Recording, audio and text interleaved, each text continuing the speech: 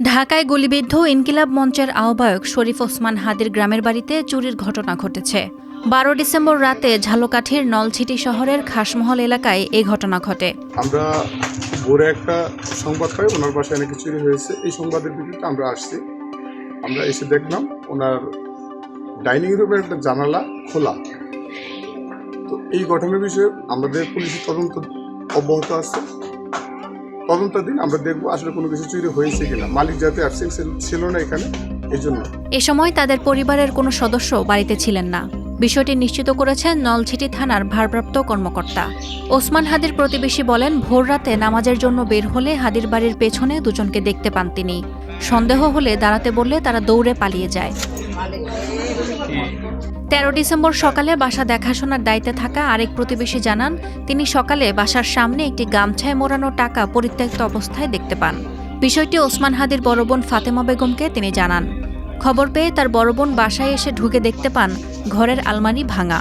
আলমারিতে থাকা নগদ টাকা চোর নিয়েছে বলে জানিয়েছেন তিনি। আজকে তো রাত্রে চুরি হয়ে গেছে, ঘরে পিছন দিয়ে ঢুকে এবার মালামাল নিয়ে করছে। এখন এক লোক দেখছে যে এই ডাক লইছে, এই আবার সামনের দিক দৌড়ে চলে এসেছে। এবার কমিতে চলে আসছে, কেউ নাই এর মধ্যে যদি এইভাবে করে তো এটা কি ভালো মানুষের কোনো কাজ? এটা তো মানে খুবই অন্যায়জনক একটা কাজ।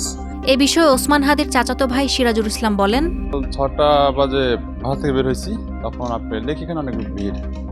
পরে আসলাম, এসে আপনি দেখতেছি এখানে অনেক কয়েন পড়ে আছে, মানে ওই যে মাটির ব্যাংক ছিল, মাটির ব্যাংক ভাঙা, মানে পয়সাগুলো ছড়াই গেছে।